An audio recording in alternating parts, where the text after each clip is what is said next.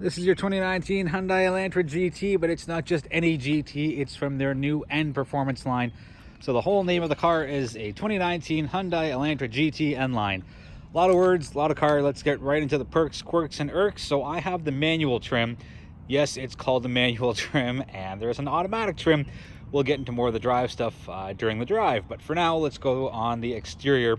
So a perk, LED lights, very nice. A quirk is not the orange turn signals, which you can see pretty clearly.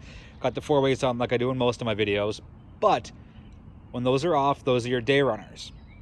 Amber day runners, pretty cool, and maybe a trend for Kia and Hyundai, maybe even Genesis too, because the Telluride has those big, massive orange rectangular lights as far as their day runners go. So who knows? We'll see. Difference between the N line and the regular Elantra GT: different front bumper, different rear bumper, which we'll get into momentarily. Unique 18-inch rims here. Let's stand back and get a good look at the profile of the car. There we go, nice and centered. Looks good, looks sharp. There's a little spoiler at the back. I think that's a little weird for a hatchback. No, I don't like it. I would take it off if I were to purchase this vehicle. Anyways, moving around. Oh, before I go to the rear, another cool perk here is the turn signals are LEDs that are into the side mirrors, and they're also black, not body matching. I would really have picked black for myself. Yes, I get the sporty thing because you can see the spoiler is black, but I like everything uniform, so I would have picked red mirror caps. Going around to the rear of the vehicle, twin tailpipes, again, new bumper as opposed to the regular one. There's your Elantra GT, there's your logo, and there is the N-Line logo. You've seen that on the Veloster. If you haven't yet, you probably will fairly soon. Let's take a dip into the trunk, show you what that's all about. So that's what your space is like. And as I quickly check my notes, 705 liters of cargo space. You got your 60-40 split, so you get a whole bunch more. Spare tire, no tire fill kit. And that's that. Let's close up. Oh, one other cool thing. My girlfriend has a 2013 Elantra, and it has this and that. And I've always liked that about the Elantra. Sorry for the flub. That there are two handles to close it with. Well done. And there's your little backup camera. Let's just get the dirt off that. Anyways, yep, there it is, directly beneath the logo. Good shape overall. Again, I don't care for the spoiler. I'll come up a little closer to it so you can tell. It's not too noticeable. For me, it is. And there's this little piece here that kind of just blends all together. And there's your auxiliary brake light, and your little shark fin antenna for your Sirius XM. All right, let's take a quick break. We'll be right back with a look at the inside. Taking a look at the rear seats of the Elantra GT N line, first for 2019. Not great as far as support goes, but it's okay. Passing grade, not flying colors passing. Cool little thing here. You see the red trim around the vents, and there's a little more of that just in the, let's say, center of your screen right now. You get red seat belts for 80% of your passengers. Middle person gets the black traditional seat belt. That's what your front end looks like from the rear. Pretty nicely set up. Let's close her up and let's take a look at the inside. So there's a bit of a better look. Some quick things right off the bat. There is a pretty cool design as far as speaker covers go. Not because it's textured, but because you can see there's a contour that goes right there. Very nicely done. So manual seats on a manual vehicle, but you get power seats on the automatic version. That's an irk for me. I don't like it. Why can't they just put power seats on both trims? Moving along, perk. Look at the size of these side bolsters. They're just massive. Lots of nice red stitching, red piping as well. You got your good side bolsters as well. I think I said it as well twice. Yeah, let's just keep that in there. Little attention to detail. You get the N logo on the back of the seat for the driver as well as the passenger. Big panoramic sunroof. Pretty good. And yes, it tilts as well as slides back as well. So let's go further in. Start the car up, put that thing in neutral, push button start, show you what the screen looks like. Fairly quiet for a performance car, not too bad. Let's get to some stuff real quick. I like that this is, you can close it. I lost my words there. It's cool for privacy. It goes fairly deep, so a set of my sunglasses, actually my whole hand fits in there. You get your USB and your auxiliary and your 12 volt, but it's good that you have some privacy in there as well. Hyundai, I love you guys, but cooled seats do not come on the manual line. They only come on the automatic line. Not a fan, because, well, that would have been a cooled seat switch, and so would that, but instead, out of 6 buttons, I have 3 of them that are blanks, 1, 2, and 3. A perk to counteract the Irk is the shifter is very nice. It's got the logo, and I wish more manufacturers would put the logo on it itself. Need to get some glare out of there. And reverse is up left as opposed to down right.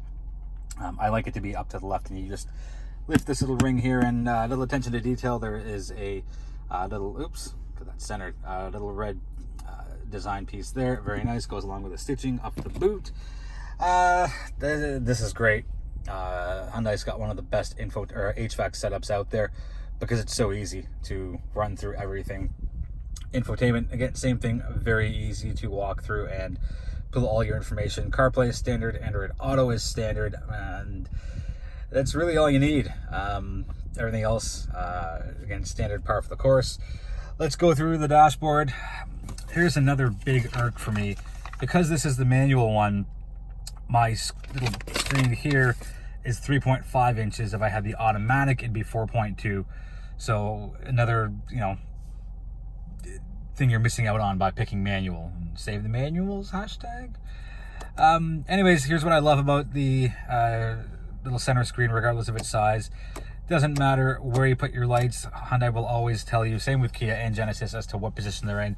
Same thing with your wipers, off, intermittent, low and high. Thank you, Hyundai, for that. Gauges are analog, whatever, it's easy to see, easy to read, typical Hyundai. Irk, more blank panel switches. I know they're sharing designs, but just a little Irk thing for me. Perk, get your red trim there. You got your red trim there. Quirk is that there's no red trim in the middle. I wish there was. Just maybe go the extra mile, and just because you can see it's its own separate piece, and I think it would be a nice uniform look and a real big exclamation mark by having that red trim. Anyways, my 2 cents on that. You got your couple of cup holders, and here's a perk for me. The armrest slides back and forth because not everyone's got the same size. Another perk for me, privacy. And it's got that nice little textured look as well and feel. So if you put something down there, chances are it'll stay. But then again, it's not really got a lot of room to move, but I like it regardless. You get some extra storage in there as well. The steering wheel, pretty pretty plain and simple, which is what I like. Nice thin buttons here for volume and scrolling. Same thing here. You pull all your information from that little button there. I think it's going to wrap the inside up. Let's get this thing out on the road and see what it's all about, and we'll be right back. Here's a quick look at the logo before we go. Let's shift gears. Pardon the pun. Here's a good look at the shifter before we go. Get out clear. There we go. Let's do the drive. 2019 Elantra GT N-Line. I have the manual trim. You can see the shifter right there at the bottom middle of your screen. 1.6 turbo 4, 201 horse, and 195 pound-feet of torque. The automatic has a 7-speed automatic transmission, same power figures otherwise. So the in-car stuff is a little weird between the trims, and the manual option does not have a bunch of safety stuff, and that kind of irks me a little bit. It doesn't have the forward collision warning, adaptive cruise control. Now I get the adaptive cruise control because you can't really have that in a manual vehicle. I get that. Whatever, let's just push that aside. But there's no lane keep assist, there's no lane departure warning, there's no high beam assist, and there's no driver attention warning. So you're kind of being punished for not getting the automatic version, and that's just a little weird for me. Again, I'm not really sure why Hyundai had spec'd it like that as far as the 2 optional trims. You also do not get cooled seats in this trim for manual. Again, a little on the peculiar side with that. And you don't get the premium audio system. Again, this is all based off the website, because I do my research before I do any kind of review, and the trim comparison has, S for standard and nothing if it's not available, and just that's a little peculiar for that. But that aside, let's focus on what the car is, and it's part of Hyundai's performance line, and perform it does. It's very, very crisp as far as shifts go. It's nice smooth shifts as well. Nice bite point on the clutch. Cornering handling, very, very high marks for me on that. I like the way that the driving position is set. So whether you're tall, short, big, small, whatever it is, you should be able to get a pretty respectable safe driving position out of it. Steering wheel feels very, very nice. I like that there's a little N logo at the bottom. Nice attention to detail, and it matches the N on the gear shifter as well. Nice attention to detail as well. Seats, very nice, very comfortable, keep you in place. So definitely a big fan of that. Visibility is great forwards as well as backwards and out your side windows. Out of your windows, a pillar is fairly thin, so you don't get a lot of blind spots out of that. Overall, not too shabby. Not too shabby at all. I like that Hyundai has launched their own the performance line. And yes, the Veloster is going to be the car that everybody's talking about, but I hope that the Elantra doesn't get forgotten about. The horsepower, sorry, I lost my train of thought for a sec. Horsepower on the regular Elantra, I guess the non-N line, it's a little lower, and you lose some of the cosmetic stuff as well on the inside as well as the outside. But let's talk about price for a quick sec. So $27,199 as of let's say July 14th, and that's for the manual trim, which is this, and the automatic trim is $30,699. So price difference of $3,500. So if you want a manual, or sorry, an automatic transmission, a bunch of safety stuff, bigger center screen, and cooled seats, then pony up the extra $3,500 and get what you want that way. If you want the manual seats and pretty much everything I've explained in the review here, because this is the car spec as is for the manual trim, then run this one. For me personally, in this case, I would go with the automatic trim because I get a lot more for the $3,500, and these are things that I'm going to use every day when I drive. It's not a matter of cosmetic stuff like certain design elements are going to look different. It's the active safety stuff. It is the better sound system. It's the bigger display. It's the cooled seats. And again, this is stuff that to me I would want over a manual transmission, because it gets kind of hot in the summer, and I kind of like having some of the creature comforts. Anyways, that's gonna wrap the review. 2019 Elantra GT N-Line, not too bad. Little weirdly spec'd, but what the car does is perform very well. Nice strong engine, good pickup, nice crisp and clean shifts, and I'm a big fan of that. Again, as far as the manual goes, little good cosmetic pieces, both trims. As far as the red seatbelt, I don't know if you can see them. Let's do this. Yep, red seatbelt, and the red trim around the edges of the vents as well as the rear. CarPlay standard, Android Auto is standard. Nice 8-inch screen as well. So I think Hyundai's done well as far as taking. This isn't a hot hatch by any means. I'd say it's a bit of a warm hatch. The Civic Type R, that's a hot hatch. The Focus RS and ST, those are hot hatches.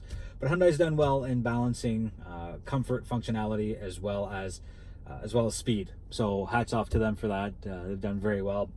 Any questions on the Elantra GT N-Line, let me know in the comments. I'll do my best to answer them. Thank you so much for watching. I know I didn't get through this one. Thank you so much for watching. I appreciate the support. Feel free to subscribe if you like what I do, and we'll be back sooner than later with our next review.